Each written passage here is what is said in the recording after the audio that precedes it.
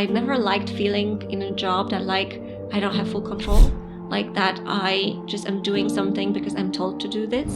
Anna Szymanowska, MBA graduate from London Business School. And I always question things, which is not a good thing sometimes. She's the founder and CEO of Figther Shots. Supported you. The research you've done with the news. The first 100% natural preservative-free immunity booster. It became Amazon's 7th biggest seller in herbal supplements. We were in 300 stores. We just got signed into 200 more. Anna shares how her journey and curiosity made this all possible. The only thing they regret is that they never took the risk to leave the company and do something else. And that was like very powerful for me. I just felt like it was enough. Do you think that you have evolved as either a leader or as a person? This is also something I did not expect. When you were like just obsessing about something and you were just so stressed and you were thinking like, oh my God, like how am I going to solve it? I also saw that you did a 3 days Vipassana meditation. I did, yes, 2 years ago now, yeah. Was there anything that was highly unexpected? I just like could not imagine what would happen and how I would feel. And the surprise was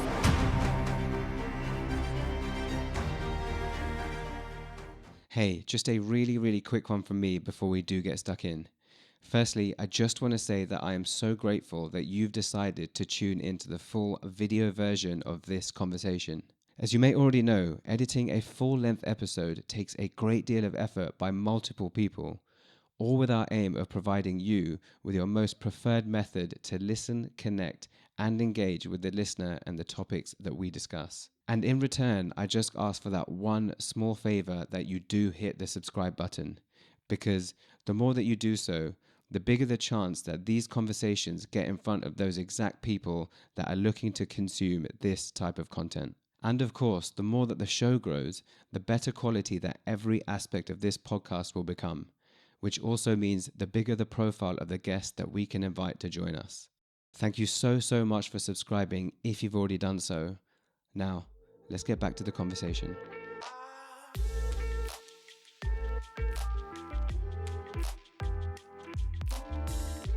Anna, welcome. Going back at even just looking at your professional history, one thing I've noticed is you've covered a lot of ground already. You've spent some time in Ecuador, Australia, and a number of places in Western Europe as well. I believe Germany, France, and of course, London now, which is very close to my heart. Looking back, what contributed to you doing this? Do you see anything in your parents' or grandparents' story that may have led to you taking this kind of route? It's a good question. My sister literally very recently asked me, where do I have the traveler's gene from? Because indeed in my family, we don't have like a strong immigration history. A lot of Polish people did emigrate. So there is obviously a lot of Polish people in US, in South America, I believe Brazil and Argentina were like, big emigration routes for Poland over centuries.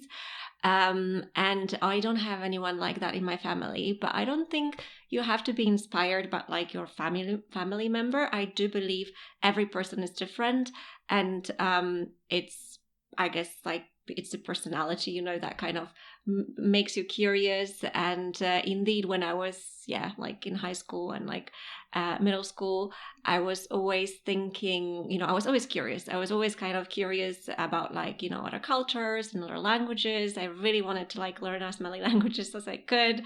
After like 3 or 4, I realized, obviously there was always like a diminishing return. So then I stopped. But yeah, I did have that curiosity, definitely. And I don't think it was coming from just any particular person. It was just like in myself, I guess. You mentioned the migration history of Poland, which you touched on. It's something that fascinated me because, obviously there was communism ruling. And then I think it was around the end of the 80s where that kind of was overruled, right? And I think there was, this initial feeling of, okay, freedom has been given to the people. They're obviously very hardworking, to say the least. But from what I've heard, and obviously you can tell me different, it didn't seem to go exactly to plan where, some of the protectionist measures that existed under the ruling were taken away. So there was a lot of unemployment created and people didn't thrive how they initially thought they would? I mean, first of all, I would say that like the emigration from Poland did not, just start during communism. Poland has like a very long history, and after war, during the wars before the First World War, actually Poland did not exist for 123 years on the maps because it was divided, and over like all of these times, a lot of people experience hardship, so they were emigrating like over, like as I said, centuries. So it wasn't necessarily just like the last I don't know, like 30 years or whatever long the communism lasted. And so your parents and grandparents all from Poland, right? yes. I even did like the 23andMe test, and I'm 99.8% Wow. Polish, so yes. And so then looking at your upbringing, this curiosity, do you believe that's something that people are born with, or do you think it's, the nature versus nurture? Do you think something that happens, whether it's in your, speaking from personal experience, your home environment or your school environment, that contributed to you having this? The makeup, like what we are made of, because I had like a very obviously typical, I would say, education. I never went like to like private school, never had like individual like just classes. It was always like in big classes of like 20 to 30 kids. So I don't think we were taught anything like specifically that kind of made us think, oh, like you should be like this open and do this or do that. So I think I don't kind of, or maybe sometimes it's the opposite. Like, kids like to do the opposite. Like if they are being like, given things, right? Like maybe, if I was traveling a lot, like with my parents when I was like, 5, 6, 7, 8 years old, maybe I would be tired of it. But just because I didn't, then kind of you want to do things like you kind of are not given opportunity to. So, that also might be like, a reason. But again, I do think like some people are more extroverted than others. And, and it's just like, we are all like, have different interests, right? Like some people might be like more into sports maybe, or like, more into, I don't know, literature. And that's kind of how they like spending time. And for me, it was always like, I want to get to know other people. I want to kind of, just travel and see the world, and kind of not only going on holidays, but actually working in those countries and studying. And most of those countries you mentioned, I was actually either working on or studying. Would you say that you are a natural extrovert? I think I used to be much more. This is also a very interesting question, because I always thought like once you are something, then you stay that person. It has changed. I was definitely much more extroverted in my 20s. And then I realized there was like a time where I decided I actually prefer like to be like more on my own. So I become right now, I guess, more introverted than I used to be. Yeah. In terms of, I think, where you decide to prioritize certain things that I guess bring purpose. And some of the things that you hear about CEOs is that it's very lonely at the top, right? Well, if I was maybe very much at the top, that would be different. I also kind of don't see myself like, obviously like running, a small startup where we are just right now 4 people. I wouldn't say it's that lonely. And also if, I'm doing something that is like not rocket science, running a food business is not something that kind of I feel lonely at, because there's so many similar, startups, similar founders at very similar stage, and at obviously like advanced, so that we're at my stage. So there's always someone I can talk about. And I literally don't remember a moment that I had like a problem and no one had it before, right? Because as I say, it's a very like, standard business, I would say. You can always obviously do things slightly differently. But if someone told me they feel lonely, I would be like, then you are not using your network, maybe your connections, all of the opportunities we have, to connect with people, because there is enough people in this world that can help like small businesses.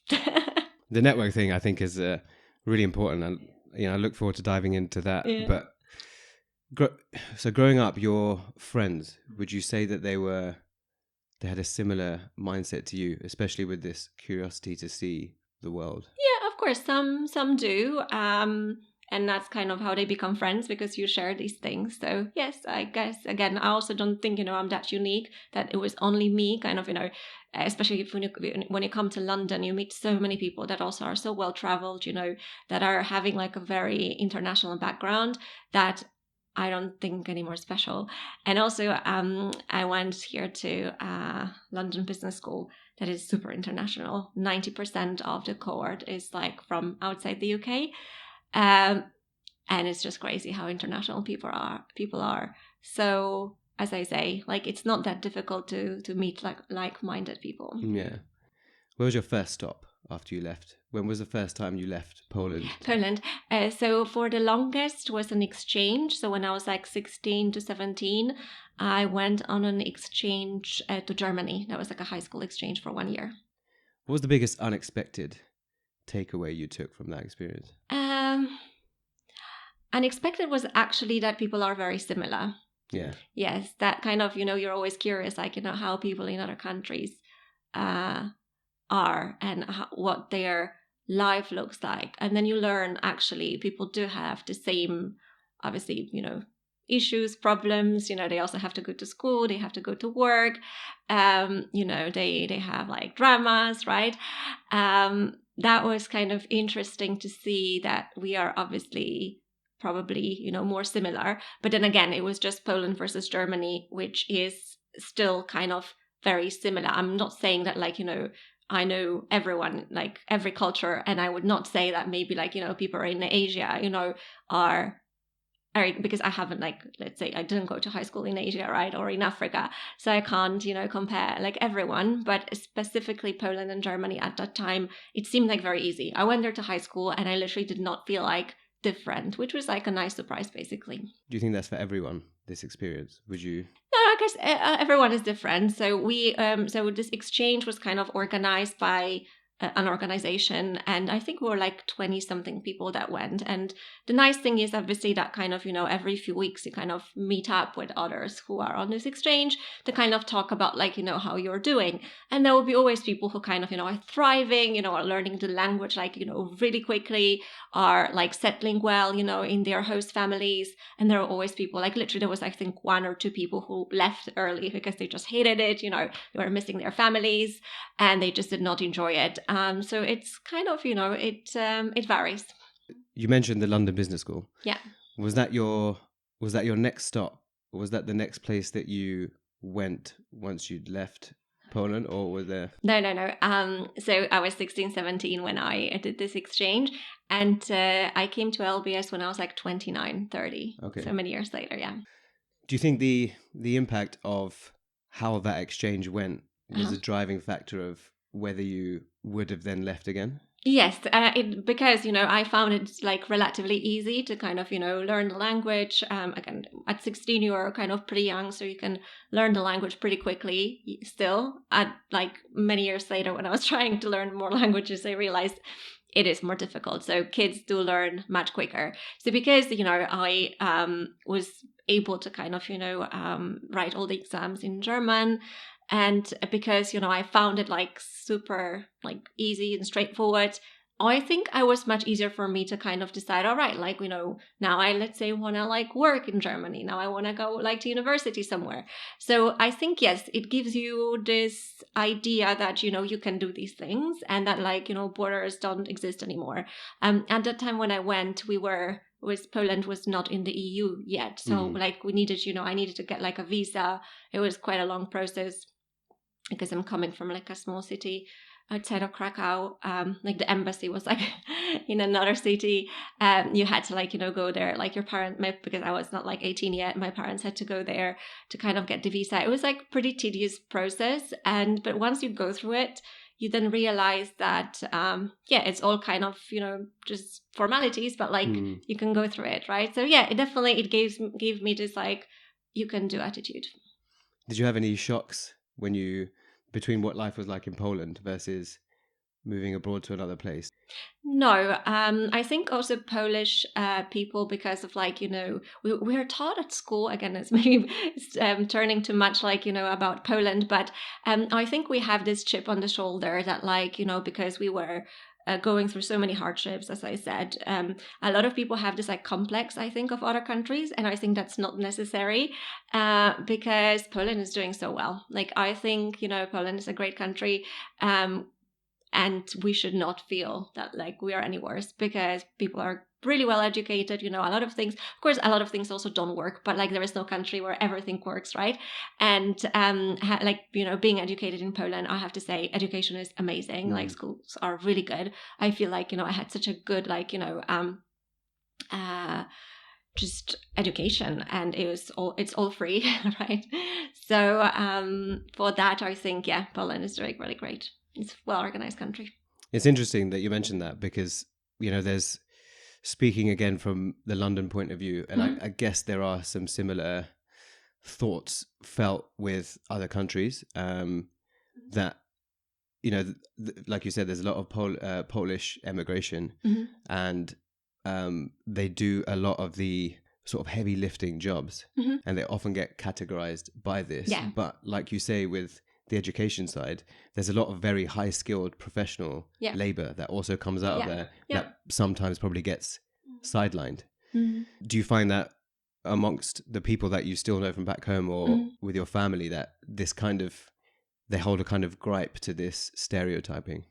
I think, again, less and less. So yes, when Poland entered the EU, there was a lot of movement to the UK because there was still, I think, a lot of like pay gap, but it's closing right now. And also, like, it depends, of course, on a job, but not all the jobs are that well paid in the UK, I think, anymore, from our perspective. So I think it's less and less people coming just, to work here.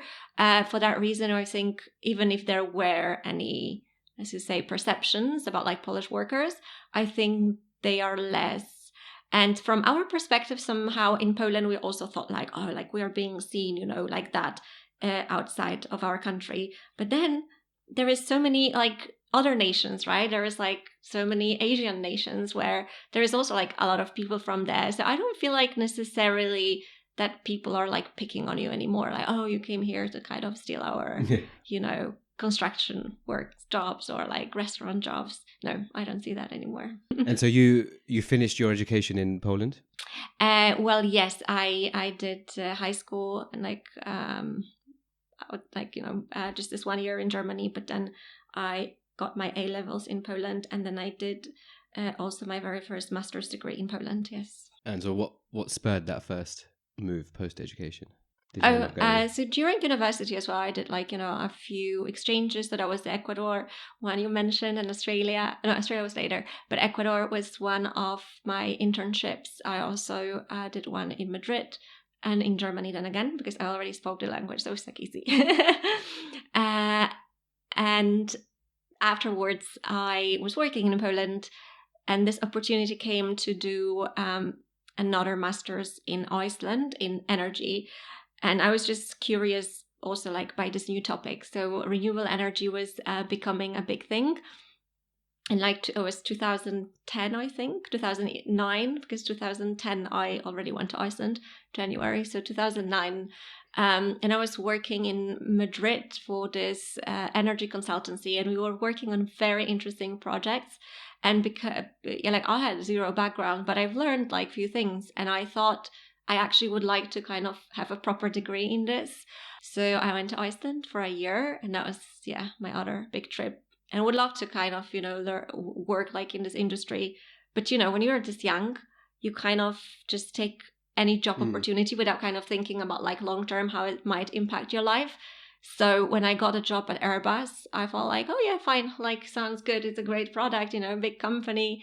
And so I took that. So unfortunately, I never went back to working in renewable energy. With any of these opportunities, did you know they were sort of temporary stints where, it was like a learning curve for you, or were any of them, did you feel like, okay, this could be a, more of a permanent move? Yeah, no, because at that time it's so difficult really kind of to plan for like your career. So I was not able to tell yet, like, this is something I want to learn. I want to stay in for life. And maybe because, like, each time I think you're in a new job, you just don't feel confident enough to say, this is it, right? Like, I'm so good at this, I'm going to stay in this job for 50 years. So no, each time, I was doing something, I was just like trying to be open-minded. And if something better came across, then I was always like this person who would be like, able to assess. And I was never, I think, afraid of change. So I have to say that too, because I know that like a lot of people who get their jobs, they're like, no, I have to stay here. Like, I want to like be the best, I can in what I'm doing. Whereas I was always thinking of like, oh, but like, what about these other jobs? What are these other people doing, right? Like, I'm curious. And maybe I'll be better at it, because also like I never liked feeling in a job that like I don't have full control, like that I just am doing something because I'm told to do this. And I always question things, which is not a good thing sometimes, because people get annoyed when you question them all the time. But I did, and that's also was like maybe a feeling where I felt like until I'm not 100% sure what I'm doing here, I'd rather like explore my options. And you talk about that, the fear that some people have of change, which is Yeah. fascinating, because I had a previous guest called Lucas Grobot. He's from the US, and then he moved to the Middle East. And one thing that he reflected back on was that while he, was grateful of the ability to embrace change and, face that risk, one downside he did say is that you almost become very used to living in this temporary social bubble where it becomes sometimes difficult to make those long-term friendships, not because you're not capable or not because you don't want to. It's because at the back of your mind, something probably tells you that I'm not going to be here for that long. Did you ever find that you maybe not exactly distanced, but there was a bit of a, a barrier? Yes, I had that feeling for a little bit of time. Sometime, yeah, especially when I was in France, because at Airbus, Airbus is a typical like long-term job. A lot of people stay there for like 30, 40 years for their whole career. And it's nothing wrong with it. It just attracts, those people that stay. I think it matches their personality. They just like, just having like organized life, just buying a big house, having like kids and family there. And that may like that's kind of, where they find happiness, which is great. I wish, I like could do that too. So when I left there, I lost most of my connection to like people there. And then you just realize it's nothing wrong with this. It's just you obviously are different people. And so I don't miss that, because if I stayed and I were still friends with these people, that would mean that maybe, you are not real friends anyways, right? Because you are different people. Whereas here in London, it was a bit easier to find, as I always say, like-minded people who just understand that like sometimes, people move. And so it doesn't mean that like they forget you just because you left somewhere. Like now I moved to Lisbon, for example, but each time I'm in London, you just know who like accepts the fact that you just decided to move. It doesn't mean that it has to end friendship. So I'm not sad about that either, about that aspect, because yeah, like those people who you want, to be in touch with, you'll be in touch with no matter where you are. And let's talk about London. So you came here to do your MBA. Yes.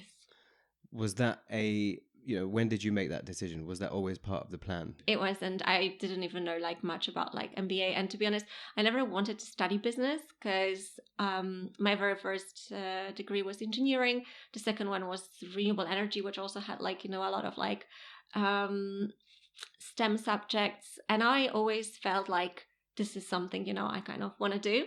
And I always felt like, oh, business is just whatever. You don't need a degree in business.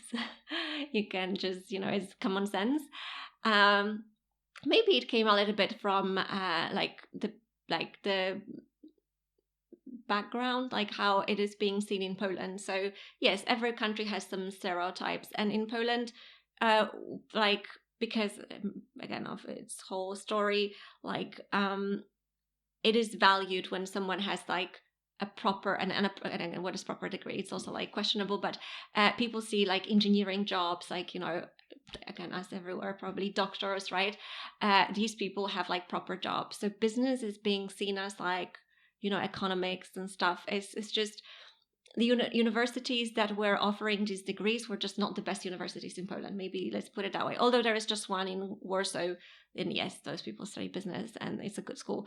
But in Krakow, at least, I think other universities were better, like technical universities.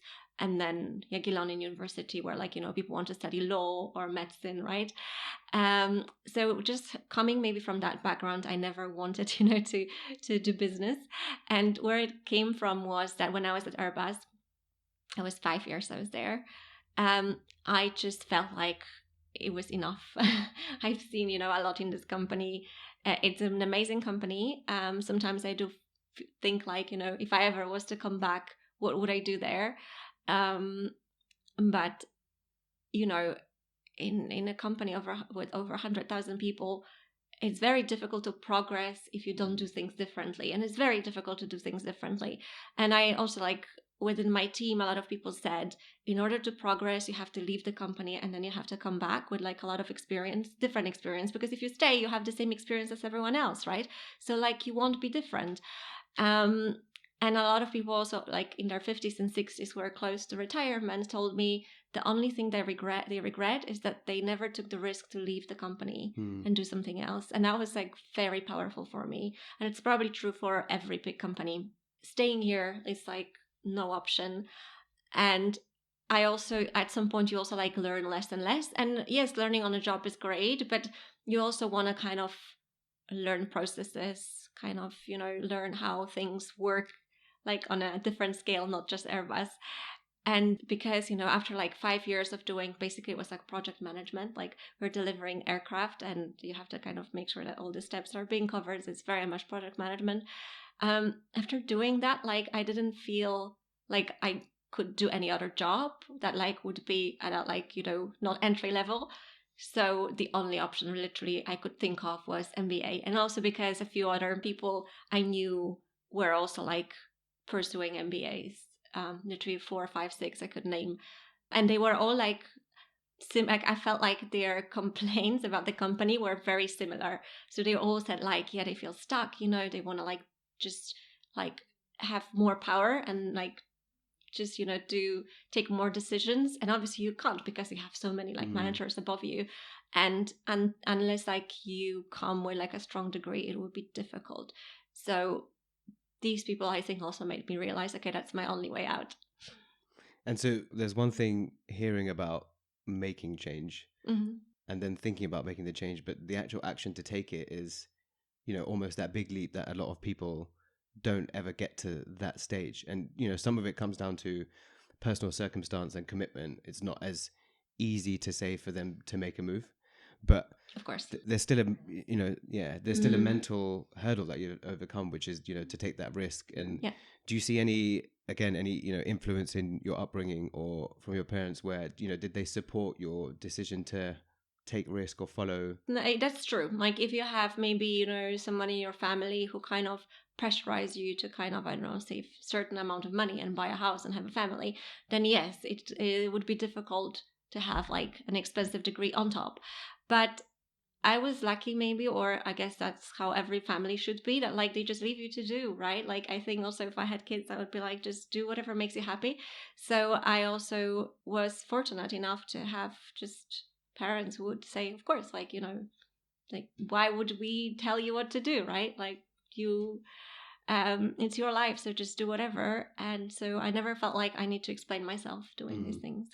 And so it was during the MBA where you came up with the idea of Figther Shots? No, during MBA I had a few other ideas. I always had kind of very naive, stupid ideas. So I was thinking and brainstorming and always telling other people about it. I remember scheduling some meetings with some people at MBA who showed maybe interest in something. I was I have the same idea. Let's discuss, right? And then you would talk about it, and then you realize you just don't have really a plan how to start things.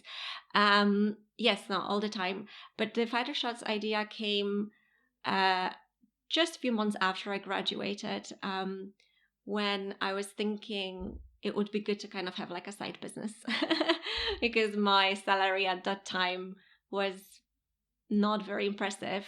And I was a bit upset, like working long hours and have like an average salary in London is a little bit, just painful, right? Because I couldn't like afford, let's say, like renting a flat on my own, or I just barely paid, my MBA fees. So I thought, just like I was actively thinking, like I want to have a side business, and it started as a side business idea. It's very naive. I was thinking it can be a side business, but once I started, I realized you have to put like, even though it seems like a simple business, you have to put like all efforts, otherwise it will not work out. Because a lot of people who have side businesses, they often go nowhere or are not as profitable. And I realized that like, what's the point? If you believe in it, then why don't you put like all of your time? And it maybe does take a little bit of like risk as well, because obviously it might not work out. But at this stage, I have to say, yeah, if I did not work on it full time, we would not be where we are. From looking into your story, Mm-hmm. one thing that really stood out was the benefit that the London MBA served for helping with Figther Shots. And it always reminds me of this book called The Unfair Advantage, if you've heard of it, by... Yes, but you have to create that, right? Like we all have some sort of like unfair advantages because we met someone who helped us, right? Or we met this investor, or we met this customer who like, wants to buy our product. I wouldn't say like, them, like without them, it wouldn't be a success. They helped. But like, I wouldn't say it's unfair. No, so it's good that you brought that view up, because what the book is really good at touching on is, not the advantage of having an MBA by your name, but what that education environment presents to you. So it talks about a few different things under what's called the Miles framework. But one of the things it covers is, under education, there's actually 3 things that it empowers you with. One is the knowledge, of course, and then there's network, and there's signaling. So if I'm right, you met your co-founder at the MBA, but also with what it means by signaling is it puts you in an environment where your knowledge, your expertise, your creativity, the innate talents within you have that space to be exposed to the right type of people. And I think, aside from what the MBA teaches you, the fact that you took that decision to do one allowed you to be exposed to what's called your social network, so the people, but also taking advantage of your cultural network, which is your own creativity, your tastes, your hobbies, and meeting the right people that allowed you to kickstart this business and help it flourish. Well, I won't disagree with that, of course, yes, but I mean, that's why I went there, right? Like, that's why I decided to do it, because I was hoping that they will give me the space of thinking about like ideas, having like a framework to it. And that's what I was always missing, because I'm a person that is like, not very organized. I felt I need a framework. Like I was doing things randomly, but I felt like it's not the way. I kind of want to know that like, I have a process to it. But there's nothing wrong with it. Like, it's, you don't have actually to do MBA, like, the best schools. Like, you don't have to do maybe LBS or Harvard to actually come to the same conclusions, because most of the business schools, I think they have the exact same curriculum. So, if the only thing maybe that like is that also like, gives you this advantage is that you obviously maybe feel a little bit more confident that like, well, it came from the best school, so they can't be wrong. To be honest, they can as well be wrong. It's not like, like all of the professors, are knowing it all, right? There's also like professors with maybe, new professors with maybe less experience. All I'm saying is that, yes, if you believe this is what, MBA is giving you, then just do MBA, or just like, download a curriculum. So many online MBAs too. And then, you can apply that framework if you believe, it gives you this, advantages. From your time there, you took this idea, and I believe it was just from a personal experience, right, where you tried a ginger drink. And yeah, basically. So interestingly, there is a course at MBA called DEO. I think it's stands for like developing entrepreneurial opportunities, and it literally teaches you that like you don't have to come up like with a completely new idea. There is there's a framework to like starting a business. You can either buy someone else's business, or you can like copy someone else's business from a different country, and it's basically what I did. I saw like similar products somewhere else, and I was thinking, I could probably make the same product in the UK. And I did research. I saw that margins are good. I was buying the product myself, and I think it's very important to start with that, because that gives you confidence whenever like you obviously at the beginning, like you have to put a lot of money like into manufacturing without really having like any customers, right? So you take this risk of starting something, but then I had to remind all the time myself, well, I am the customer, right? So there must be more people like me. So that, gives you definitely confidence. And if you stick to that thought, then it's a little bit less scary. You found your co-founder, was it Sukriti and Raza, who supported you? The research you've done with the names. Yes, that were. So Sukriti was my colleague at MBA, and Raza was her husband. And yes, they liked the idea. When I told them, we got connected actually, because I said like, I had an idea to another friend, and she said, oh, I think, Sukriti had a very similar idea. Why don't you guys connect? So it's not like, typical thing where you just meet someone who you think, might be on the same page. And we worked for a few months together. They helped like with the initial research, kind of framing, the steps. It didn't work out eventually, just because the start was a bit slow. So, like again, everyone has their own idea in their head, maybe how soon, you should see results. And especially, like seeing lots of headlines where some companies, get like huge valuations within a few weeks, right? And when you don't, you feel like, oh, it's a failure. And I felt like maybe for them, again, they had different schedule. They kind of wanted to see results much sooner. And after a few months, we still didn't have like a manufacturer, and like the pricing we were getting did not look promising. So they said like, look, we want to start a family, and we just don't see how we can pay 3 salaries. Did you ever have any moments where you thought you were going to stop? No, I was thinking, what else could I be doing? And I never found a better alternative. So not like, it's never like I wanted to like say, oh, I hate it, because that was never the case. I actually always liked what I'm doing, because we were lucky that kind of, as soon as we started, we were getting like so many loyal customers that over the years have been ordering with us. So it was never that like orders stopped. If anything, I was thinking, if there was if I had another idea, what would I do with Figther Shots? Because I definitely never wanted to stop it. Sometimes I thought maybe I can kind of hire someone and like run it as a side business. But even then, I think, it would unfortunately probably, slow its progress and, its growth. And also I realized at a certain stage when, things are working and you're just growing, like we're growing the team, we are like, entering new markets, we are like thinking of new products. When you're at this stage, it's actually fascinating, and I'm happy like we got to this moment where we have such an amazing like, relationship with our suppliers. They are giving us, great like, working terms. And I would never kind of want to stop this, because with any new business, you would need to kind of work for this reputation from scratch, and it takes years until like, your suppliers give you credit, until you trust people, until you kind of, can do also like stupid things. For example, sometimes I have like product that is like wrongly labeled.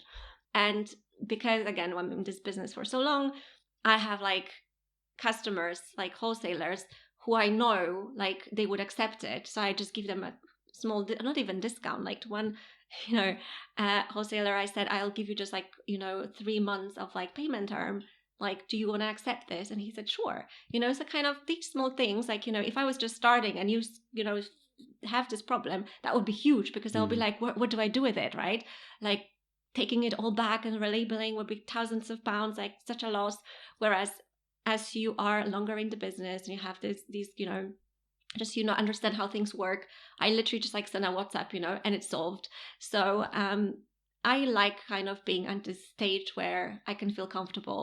So that giving that away for like a completely new job, I think wouldn't be worth it.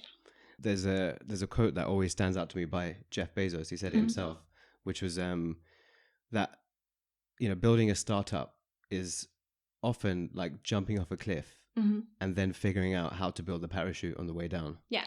Did you feel that kind of? Yeah, all the time. But of course, like, because when you do things for the first time, you just like don't know. But after some time, after like, you've done this several times, and as I say, like, in the end, it is quite repetitive, right?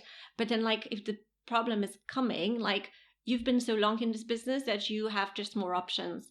You, as I say, like, you can negotiate better terms, you can, and they would like, after right now, let's say, luckily, we were so lucky we never had this issue with like payments that like, we were never short of, we were very close, to kind of, running out of money. But we never actually had a problem where like we couldn't pay an invoice, right? But I'm also like right now more confident that at this stage, we are that like, even if, I had this issue, I would solve it like much easier, because as I say, I could maybe, just like ask, for a better term. And I know that like at this stage, after working for so long, they would be more likely to accept that. So with time is like definitely a great factor in running a business. So it's an advantage. I thought it's a disadvantage. I thought like the beginning, within like few months, if you don't show like, huge sales and all these successes, then it's a failure. But that's not true. Like I think some businesses should realize that actually being on the market for, let's say, several years, 4, 5, 6 years, is also an achievement, that like you actually survive, because a lot of businesses don't survive, right, past the first, second, third year. So if you're this long, I think it should be also celebrated. No, for sure. And I think the numbers around 90% of startups fail, which just sets the precedent. But one thing that I really loved about how you've set yourselves up, there's the example of Huda Kattan, who made Huda Beauty, right? And there's a couple of things that really contributed to her success. And obviously her trajectory has been amazing, but she had a passion for makeup. So she went into makeup and she located herself in the center of Hollywood, basically in Los Angeles, because that's where there's such a high market base for people who really care about skincare, beauty, and also you're right by the celebrities. Yeah. The next thing she did was she moved to the Middle East, where there's people with her skin complexion. So what that market serves, obviously there's economically it's a very good market, but also given her own skin complexion, it gave her target audience something to relate to, where she understands the skin complexion of the target audience, and they can say that, okay, this person relates to me. They've created a skin products that they understand the challenges I'm going through. With what really stood out about your blog section is it's not just this is a ginger shot and this is why it's healthy for you. I think people will understand why they're coming to use Figther Shots for the USP, which is normally based around, it could be health, it could be whatever they see as the USP. But your blog also dives into things about why it's good for your skin, or why it relieves illnesses, or why, sore throats. And then, even if people who really care about buying things that believe in sustainability and a carbon zero lifestyle. So I think the fact that you touch on areas where you're really connecting with your audience based on what you believe yourself, because you're putting it out through your own blog. I think that's it's a huge advantage, that it serves more than just the one purpose that it's made for. Yeah, we're trying to obviously be very authentic. So we are not hiring any agency to kind of do this communication for us. It's all actually being written by our employees, all of the blogs. It's, I'm very glad, like, you obviously read this section. There are so many businesses out there with, like, blogs, and not necessarily, all the customers would be doing the research. So we are glad, like, some people do look into this. I think, yes, that's, one of the advantages, of a business when you are trying to be honest and obviously you are like selling a product that like you like yourself, and you just don't do it purely because you just want to make money, or like, you know, you just do it like as a side thing, you know, and you just don't have the time to actually put into this. We do, a lot of research. Actually, we talk about, I always encourage my team also like to tell me because again, things are changing every day. And, you know, I also want to stay relevant as a company. So I always ask them like, what are like the ingredients you just discovered? Like, you know, what are the vitamins you're taking? What are the supplements? What is like your favorite, like, you know, flavor like this summer, right? And so we're trying to implement these things. We also listen to our customers all the time. They have also like lots of different, you know, ideas. And that's kind of what is, you know, makes you also believe, right? Like when actually someone told you like, this is what I want, you know, then I think it gives you like this vision to like, you know, invest in that. And because, you know, every product is a lot of investment in the end. Like, you know, you have to obviously, you know, prepare the label, like you have to, you know, like inform of your customers, put it like on all of the websites you're selling. It's a lot of like investment, you know, because you obviously hire someone to do these things for you and then it might not work. So you can't like, you have to reduce failures. But I don't know, I just feel it's important that like you're selling what you really stand for and you actually know the product and you're responsible for it, because in the end, you know, I think the worst thing I would feel it would be when obviously someone calls you and says like they were not happy, like it was terrible, it was something wrong with it, right?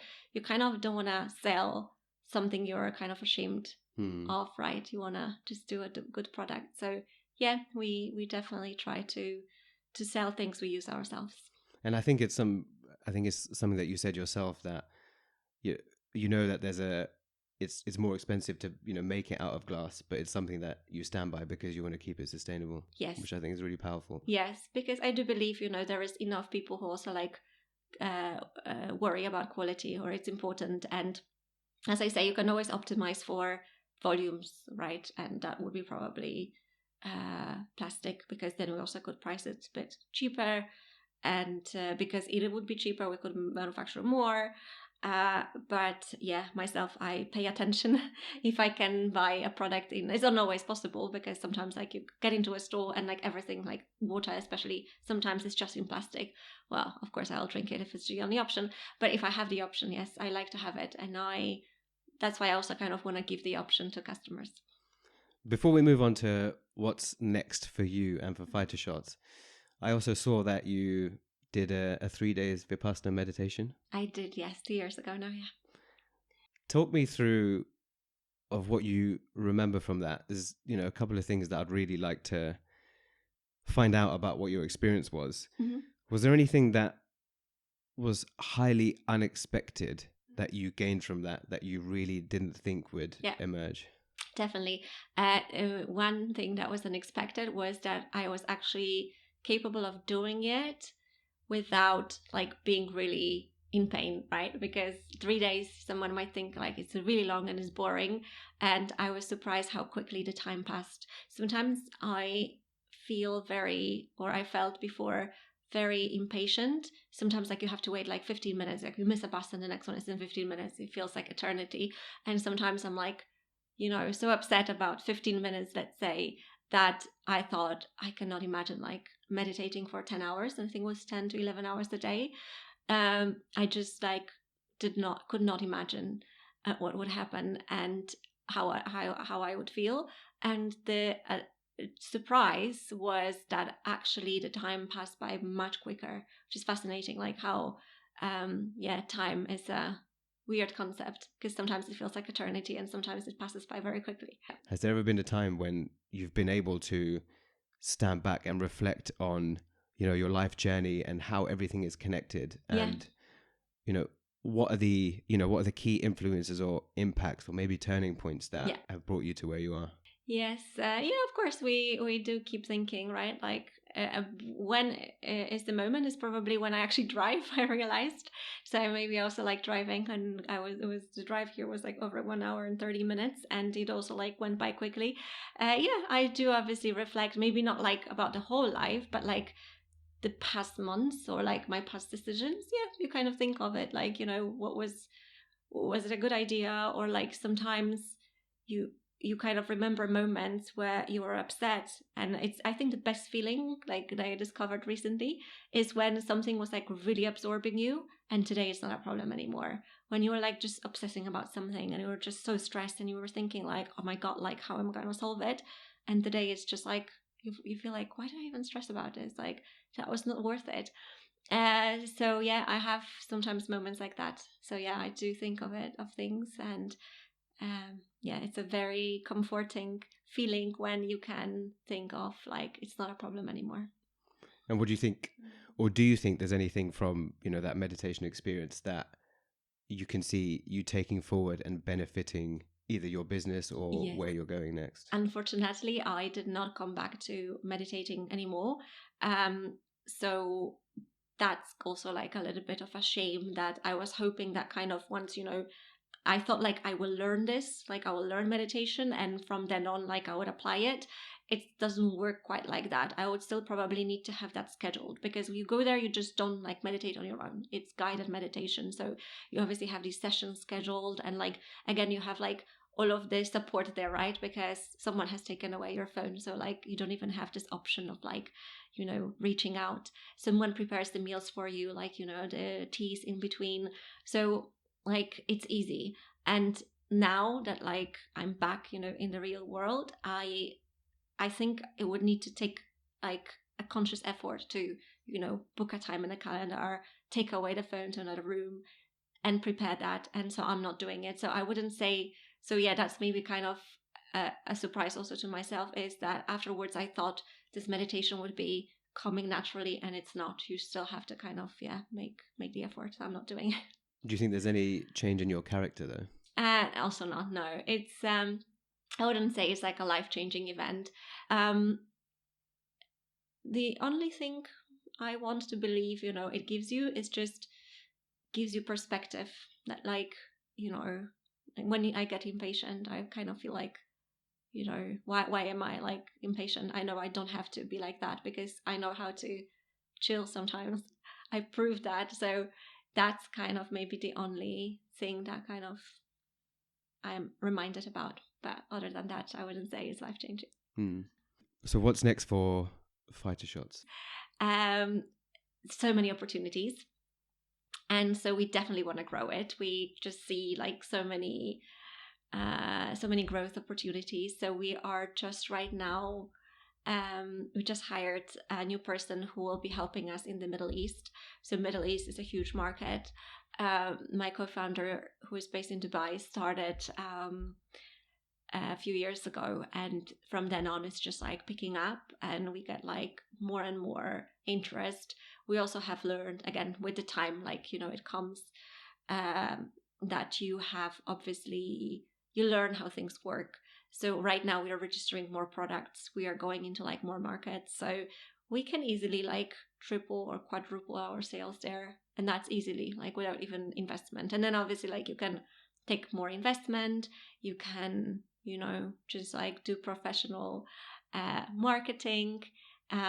This is also like something that it's exciting we can do if we feel like now's the time, but it's not something that kind of we are forced to, otherwise like you're out of business. So we slowly kind of look into the UAE market, and kind of when the time is right, we will probably like grow it even faster. But for now, we were in 300 stores. We just got signed into 200 more. Wow. I think is huge, for just until now we were just 3 people. Now we were before. And then there is, also in the UK, lots of opportunities.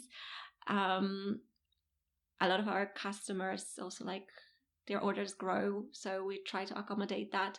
Again, new products. We just launched hemp. Our next one in June will be pomegranate and vitamin D3, of which again I'm very, very proud, because it's a little bit of a different type of a product. If there is, if the products will be fortified with vitamins, and we are thinking already like, should we maybe go more into that? So we will then tap a completely new customer.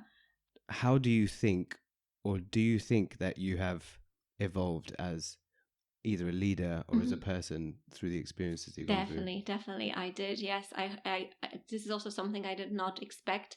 That I'll be so much more confident in my decisions and talking to people as well.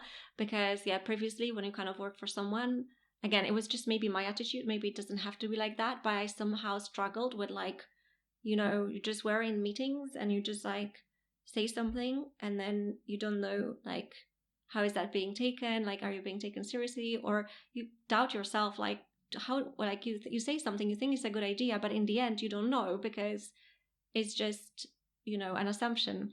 Whereas now I'm just so confident because I know how things work, right? Like we've manufactured over 1 million bottles at this stage. So I exactly know how things work. So I can make these informed decisions. And like, if someone is telling me something, I'm very confident when I'm saying like, no, it won't work, or like, this is how we have to like go forward. So, yes, it does give me this confidence and flexibility, definitely. And this confidence that you present yourself also is quite empowering for the team. And I know that the team is still small, but it's like that famous saying, it's not the genius at the top that makes the people below great. It's the great people at the bottom that brings out the genius in the person above, right? That's so true as well. Yes. So the dynamic between like, your team members is fascinating. Yes, it does give you also a lot of, I would not say confidence. I would say gives you a lot of would you say safety to safety, but also like this helps you like with your vision, because you know that like there is someone who will implement it and you can fall back on them, and you know that like you are not on your own. And so the dynamic is very important, I would say, with your employees. And it's so important. Everyone obviously says that it's important to have a great team, but it is. No, it's great. I mean, are there any final comments that anything that you really wanted to bring out that we haven't discussed already? I know you did such a good research on literally everything that I don't think there would be anything else I would add. No, that's amazing. Well, I appreciate that. And the tradition on this show is that the previous guest will leave 2 questions, which you haven't seen before. So all right, once you're ready, I'll give you the questions. Please do. So the first one is, what book or movie, or it can be a TV show as well, have you read or seen that has had a significant impact on either your life or a worldview? Yeah. There is one that I read a long time ago, and again, it's not like high literature. It was literally Ken Follett, which is like, just a bestseller. But a lot of his books are set in medieval times.